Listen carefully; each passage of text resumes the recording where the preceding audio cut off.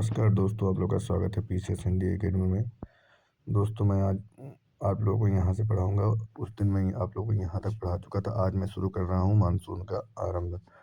19वीं शताब्दी के अंत में यह व्याख्या की गई है कि गर्मी के महीनों में स्थल और समुद्र का विभेदी तापमान ही मानसून पवनों के उपमहाद्वीप की ओर चलने के लिए मंच तैयार करता है। अप्रैल और मई के महीने में जब सूर्य कर्क रेखा पर लंबवत चमकता है तो हिंद महासागर के उत्तर में स्थित विशाल भूखंड अत्यधिक गर्म हो जाता है और इसके परिणाम स्वरूप उपमहाद्वीप में के उत्तर पश्चिम भाग पर एक गहन न्यून दाब क्षेत्र विकसित हो जाता है, क्योंकि भूखंड के दक्षिण में हिंद महासागर अपेक्षाकृत धीरे धीरे गर्म होता है। निम्न वायुदाब केंद्र विषुवत रेखा के उस पार से दक्षिण पूर्वी सममार्गी पवनों को आकर्षित कर लेती है और इस दशाओं में अंतः उपकरण उष्णकटिबंधीय अभिसरण क्षेत्र में उत्तर की ओर स्थानांतरित हो जाता है। इस प्रकार के दक्षिण पश्चिम मानसून पवनों को दक्षिणी पूर्वी सामग्री पवनों के विस्तार के रूप में देखा जा सकता है, जो भूमध्य रेखा को पार करके भारतीय उपमहाद्वीप की ओर विक्षेपित हो जाता है। ये पवनें भूमध्य रेखा को 40 डिग्री पूर्वी तथा 60 डिग्री पूर्वी देशांतर रेखाओं के बीच पार करती है और अंततः उष्णकटिबंधीय अभिसरण क्षेत्र की स्थिति में परिवर्तन का संबंध हिमालय के दक्षिण में उत्तरी मैदान के ऊपर से पश्चिमी जेट प्रवाह द्वारा अपनी स्थिति के प्रत्यावर्तन से भी है, क्योंकि पश्चिमी जेट प्रवाह के इस क्षेत्र से खिसकते हैं दक्षिण भारत में 15 डिग्री उत्तर अक्षांश पर पूर्वी जेट प्रवाह विकसित हो जाता है। इसी पूर्वी जेट प्रवाह को भारत में मानसूनी प्रस्फोट के लिए जिम्मेदार माना जाता है। मानसून का भारत में प्रवेश दक्षिणी पश्चिमी मानसून केरल तट से 1 जून को पहुंचता है और शीघ्र ही 10 से 13 जून के बीच आर्द्र पवनें मुंबई के व कोलकाता तक पहुंच जाती है। मध्य जुलाई के संपूर्ण उपमहाद्वीपीय दक्षिणी पश्चिमी मानसून के प्रभावाधीन हो जाती है। वर्षावाही तंत्र तथा मानसूनी वर्षा का वितरण। भारत में वर्षा लाने वाले 2 तंत्र प्रतीत होते हैं। पहला तंत्र उष्णकटिबंधीय अवदाब जो बंगाल की खाड़ी या उससे भी आगे पूर्व में दक्षिणी चीन सागर में पैदा होती है। अब आइए दोस्तों आगे देखते हैं। तथा उत्तरी भारत के मैदान के भागों में वर्षा करता है। दूसरा तंत्र अरब सागर से उठने वाली दक्षिणी पश्चिमी मानसूनी धारा, जो भारत के पश्चिमी तट पर वर्षा करती है। पश्चिमी घाट के साथ साथ होने वाली अधिकतर वर्षा पर्वतीय है, क्योंकि यह आर्द्र हवाओं से अवरुद्ध होकर घाट के सहारे जबरदस्ती ऊपर उठने से होती है। भारत के पश्चिमी तट पर होने वाली वर्षा की तीव्रता 2 कारकों से संबंधित है: समुद्र तट से दूर घटित होने वाली मौसमी दशाएं तथा अफ्रीका के पूर्वी तट के साथ भूमध्य रेखीय जेट प्रवाह की स्थिति है। बंगाल की खाड़ी में उत्पन्न होने वाली उष्णकटिबंधीय अवदाबों की बारंबारता हर साल बदलती रहती है। भारत के ऊपर उनके मार्गों का निर्धारण भी मुख्यतः अंतः उष्णकटिबंधीय अविषण क्षेत्र है, जिसे मानसून श्रेणी भी कहा जाता है, की स्थिति के द्वारा होती है। जब भी मानसून द्रोणी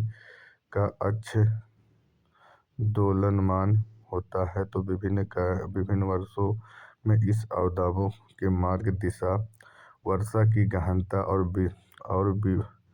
वितरण से भी पर्याप्त उतार चढ़ाव आते हैं। वर्षा कुछ दिनों के अंतराल में आती है। भारत के पश्चिमी तट पर पश्चिम से पूर्व,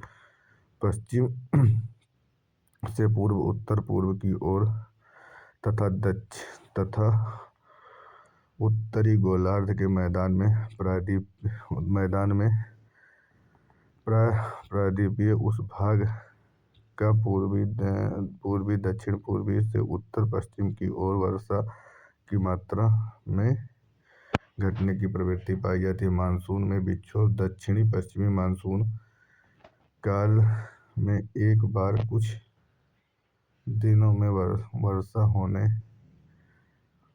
के बाद यदि एक, दो या कई सप्ताह तक वर्षा न हो तो इसे मानसून विक्षोभ कहा जाता है। ये विक्षोभ विभिन्न क्षेत्रों में विभिन्न कारणों से होता है, जो निम्नलिखित हैं। उत्तरी भारत के विशाल मैदान में मानसून का विक्षोभ उष्णकटिबंधीय चक्रवातों की संख्या कम हो जाने और अंतः उष्णकटिबंधीय अविषण क्षेत्र की स्थिति में बदलाव आने से भी होता है। पश्चिमी तट पर मानसून विक्षोभ जब होता है जब आर्द्र पवनों के समानांतर बहने लगे।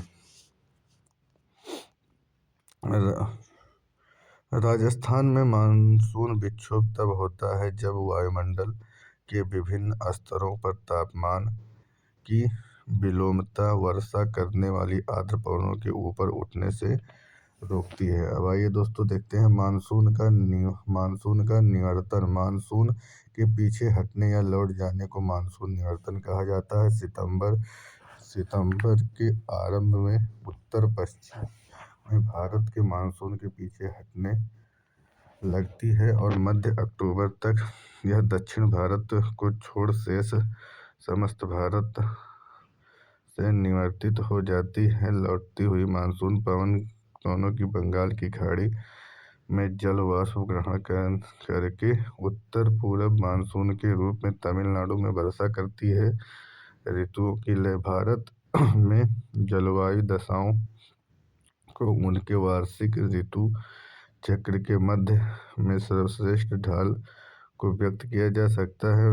मौसम वैज्ञानिक वर्षा को निम्नलिखित 4 ऋतुओं में बांटते हैं: शीत ऋतु, ग्रीष्म ऋतु, दक्षिण पश्चिमी मानसून की ऋतु और मानसूनी निवर्तन की ऋतु। शीत ऋतु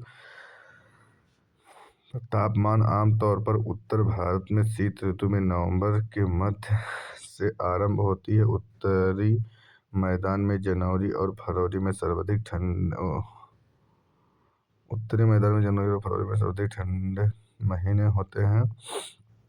इस समय उत्तर भारत में अधिक भागों में औसत दैनिक तापमान 21 डिग्री सेल्सियस से कम हो जाता है। रात्रि का तापमान कम हो जाता है, जो पंजाब और राजस्थान के हिमांक 0 डिग्री सेल्सियस से भी नीचे चला जाता है। इस ऋतु में उत्तर भारत में अधिक ठंड पड़ती है। मुख्य रूप से ये 3 कारण हैं।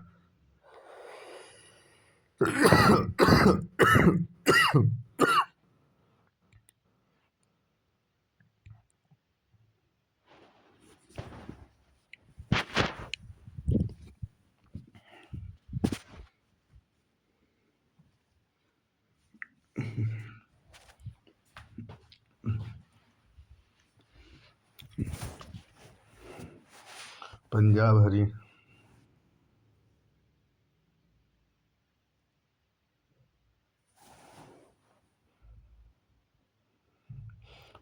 पंजाब, हरियाणा और राजस्थान जैसे राज्य समुद्र के समकारी प्रभाव से दूर स्थित होने के कारण महाद्वीपीय जलवायु का अनुभव करते हैं। निकटवर्ती हिमालय की श्रेणियों में हिमपात के कारण शीतलहर की स्थिति उत्पन्न हो जाती है और फरवरी के आसपास कैस्पियन सागर और तुर्कमेनिस्तान में ठंडी पवनें उत्तर भारत में शीत लहर ला देती हैं। ऐसे अवसर पर देश के उत्तरी पश्चिमी भागों में पाला और कोहरा भी पड़ता है। प्रायद्वीपीय भारत में कोई निश्चित शीत ऋतु नहीं होती है। तटीय भागों में से भी समुद्र के समकारी प्रभाव तथा भूमध्य रेखा की निकटता के कारण ऋतु के अनुसार तापमान का वितरण प्रतिरूप में शायद भी कोई बदलाव आता हो। उदाहरणतः तिरुवनंतपुरम में जनवरी का मध्य अधिकतम तापमान 31 डिग्री सेल्सियस तक रहता है, जबकि जून में 29.5 डिग्री सेल्सियस पाया जाता है। पश्चिमी घाट की पहाड़ियों का तापमान अपेक्षाकृत कम पाया जाता है।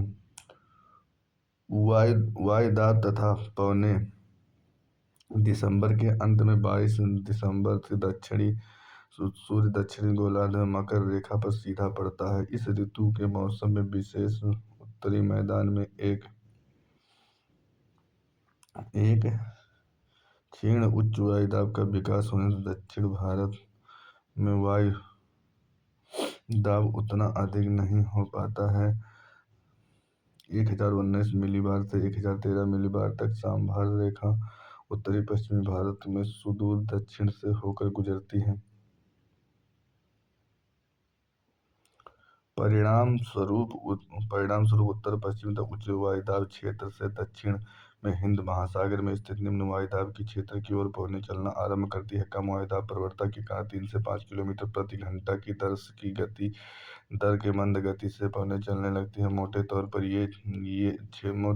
तौर पर क्षेत्र की भू आकृति भी पवनों की दशा को प्रभावित करती है। गंगा घाटी में इसकी दिशा पश्चिमी से उत्तरी पश्चिमी होती है तथा ब्रह्मपुत्र डेल्टा में इनकी दिशा उत्तरी हो सकती है। भू आकृति के प्रभाव से इन मुक्त पवनों की दिशा बंगाल की खाड़ी में स्पष्ट तौर पर उत्तर पूर्व होती है। सर्दियों में भारत का मौसम सुहावना होता है, फिर भी यह सुहावना मौसम कभी कभार हल्के चक्रवाती अवदाबों से बाधित हो जाता है। पश्चिमी विक्षोभ कहे जाने वाले चक्रवात पूर्वी भूमध्य सागर पर उत्पन्न होते हैं और पूरब की ओर चलते हुए पश्चिमी एशिया, ईरान, अफगानिस्तान तथा पाकिस्तान को पार करके भारत के उत्तरी पश्चिमी भागों में पहुंचते हैं। मार्ग में उत्तर में कैस्पियन सागर तथा दक्षिण में ईरान की खाड़ी से गुजरते हैं। समय इन चक्रवातों की आर्द्रता में संवर्धन हो जाता है। पश्चिमी जेट प्रवाह इन अवदाबों को भारत की ओर उन्मूलन करने में क्या भूमिका निभाती है। वर्षा शीतकालीन मानसून पवनें स्थल से समुद्र की ओर चलने के कारण वर्षा नहीं करती, क्योंकि एक तो इनमें नमी केवल नाम मात्र की होती है, दूसरे स्थल पर घर्षण के कारण इन पवनों का तापमान बढ़ता जाता है, जिसमें वर्षा होने की संभावना निरस्त हो जाती है। अंततः शीत ऋतु अधिकांश भारत में वर्षा नहीं होती है। आपदा स्वरूप कुछ क्षेत्रों में शीत ऋतु में वर्षा होती है। उत्तरी पश्चिमी भारत में भूमध्य रेखा से आने वाली कुछ क्षीण शीतोष्ण चक्रवात पंजाब, हरियाणा, दिल्ली तथा पश्चिमी उत्तर प्रदेश के कुछ वर्षा करते हैं। कम मात्रा में होते हुए भी यह शीतकालीन वर्षा में भारत के रबी की फसल के लिए उपयोगी होते हैं। लघु हिमालय में वर्षा हिमताप के रूप में होती है। यह वही हिम है जो गर्मियों के महीनों में हिमालय से निकलने वाली नदियों में जल के प्रवाह को निरंतर बनाए रखती है। वर्षा की मात्रा मैदान में पश्चिम से पूरब की ओर तथा पर्वतों में उत्तर दक्षिण की ओर घटती जाती है। दिल्ली में सर्दियों का औसत वर्षा 35 मिलीबार होता है। पंजाब बिहार के बीच में यह वर्षा 18 से 25 मिलीबार के बीच होता है। कभी कभी देश के मध्य भाग में दक्षिणी प्रायद्वीपीय से उत्तरी भागों में कुछ शीतकालीन वर्षा हो जाती है। जाड़ों के महीनों में भारत के उत्तरी पूर्वी भाग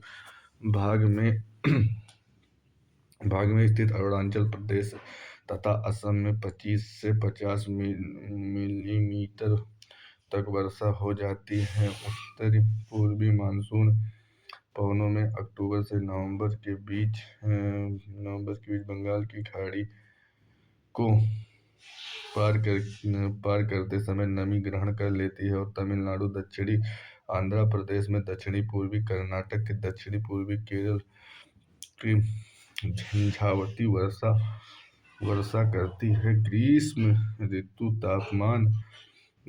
ऋतु तापमान मार्च में सूर्य से कर्क रेखा की ओर आभासी बढ़त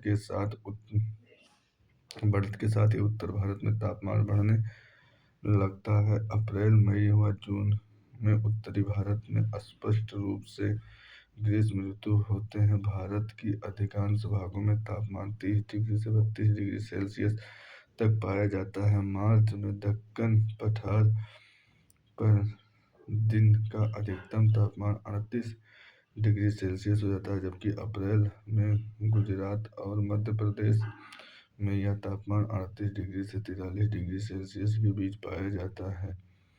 मई में तापमान की यह पेटी और अधिक उत्तर में खिसक जाती है, जिससे देश के उत्तरी पश्चिमी भागों में 48 डिग्री सेल्सियस के आसपास तापमान का होना असामान्य बात नहीं होती है। दक्षिण भारत में ग्रीष्म ऋतु में मृदुल होती है तथा उत्तर भारत जैसे प्रखर नहीं होती है। दक्षिण भारत में प्रायद्वीपीय स्थिति, समुद्र के समकारी प्रभाव के कारण यह तापमान को उत्तरी भारत में प्रचलित तापमानों से नीचे रखती है। दक्षिण भारत में तापमान 26 से 32 डिग्री सेल्सियस के बीच रहता है। पश्चिमी घाट की पहाड़ियों की कुछ क्षेत्र में ऊंचाई के कारण तापमान 25 डिग्री सेल्सियस से कम रहता है। तटीय भागों के समताप रेखाओं तट के समानांतर उत्तर दक्षिण दिशा में फैली हैं, जो प्रमाणित करती हैं कि तापमान के उत्तरी भारत से दक्षिण भारत की ओर न बढ़कर तटों के भीतर के ओर बढ़ती है। गर्मी के महीने में औसत न्यूनतम दैनिक तापमान भी काफी ऊंचा रहता है। यह 26 डिग्री सेल्सियस से शायद कभी नीचे होता हो। वायु और पवनों, देश के आधे उत्तरी भाग में ग्रीष्म ऋतु में अधिक गर्मी और गिरता हुआ वायुदाब पाया जाता है। उपमहाद्वीप के गर्म हो जाने के कारण जुलाई में अंत में उष्णकटिबंधीय अभिसरण क्षेत्र उत्तर की ओर खिसककर लगभग 25 डिग्री उत्तरी अक्षांश रेखा पर स्थित हो जाती है। मोटे तौर पर यह निम्न दाब की लंबयान